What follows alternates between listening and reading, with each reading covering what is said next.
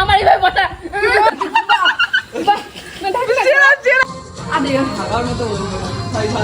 হবে hello guys, কেমন আছো তোমরা? তো আমরা যেহেতু পিকনিকের প্ল্যান করেছি মহালয়াতে, তো চলে গেছি বাজার করতে 4 জন মিলে। ঠিক করেছিলাম আমরা স্যাটারডেতে, কিন্তু বাজার করেছিলাম আমরা ফ্রাইডেতে। যে এত কাজ করছি গর্ব হচ্ছে না? গরম গরম তো পড়ে, গর্ব ভালো লাগে। তুই এত কাজ করছিস, ভিডিও হচ্ছে না। ও মাই গড, এটা ভাবা যায়? গিয়ে দেখি আমাদের অঙ্কিতা বেবি সুন্দর করে কাজ করছে, আর এদিকে আমিও গিয়ে বসে বললাম সবজি কাটতে। বেচারা একা একা কাজ করছিল না, সঙ্গে তিশাও ছিল। গিয়ে দেখলাম চিকেন পকোড়ার জন্য এত সুন্দর করে ব্যাপারটা বানানো হয়েছে যে দেখে লোভ চলে আসছে, কিন্তু ব্যাপারটা ভীষণ ঝাল হয়েছিল। কাজের ফাঁকে ভিডিও না দিলে ঠাকুরও কিন্তু পাপ দিবে বলো। এদিকে তিশার চা বসিয়ে দিয়েছে, আর মোটামুটি 9টার মতো বাজছিল তখন। তো এবার খিদা পাচ্ছে আমাদের, আমরা কিছু খাওয়া দাওয়া করে আসিনি। পকোড়া বসে যাচ্ছে, অঙ্কিতা পকোড়া করতে করতে খাইনি না, কিন্তু মোরা খামু কিভাবে?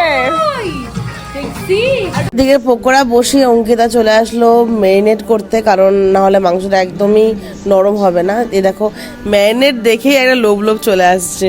মানে একটা চা বানার জন্য 3টা মানুষের দরকার, এখানে 2জন চা বানাচ্ছে, একজন ভিডিও করাতে বিজি। ওয়াও, क्या बात है। স্ন্যাক্সটা বেশ ভালো ছিল, গুড ডে বিস্কিট তার সঙ্গে চানাচুর, যেটা অরিজিতের বাড়ি থেকে আসছিল।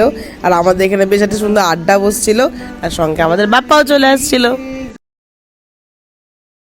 आज तो कुछ होगा।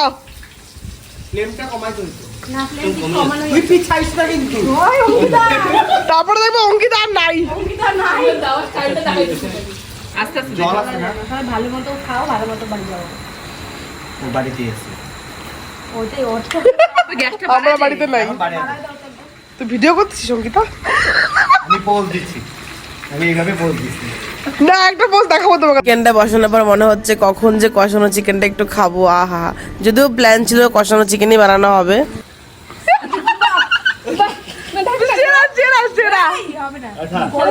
ভগবান, ওটা গরম হয়ে যাবে।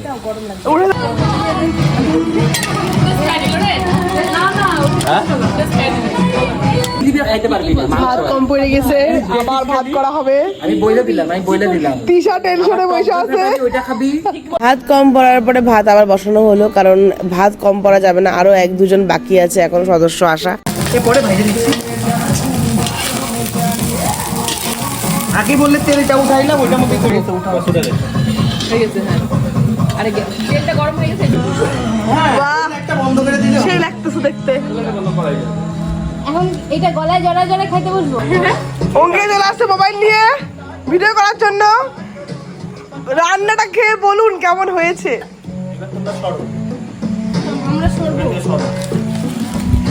এদেরকে দেওয়ার পরে আমরা সবাই একসাথে বসে গেছি খাওয়া দাওয়া করতে। মহলার পিকনিক গাইজ, তখন মোটামুটি 11:47 বাজে। তো এখন বাসন ধোয়ার পালা। খাওয়া দাওয়া শেষ করে চলে গেছি বাসন ধোয়াধুয়ি করতে। তো গাইজ, অনেকদিন পরে মহলাতে এত এনজয় করলাম। তো আজকের ভিডিও এখানে শেষ করছি। নেক্সট ভিডিও নিয়ে খুব তাড়াতাড়ি আসবো গাইজ। টাটা, লাভ ইউ, ভালো থেকো।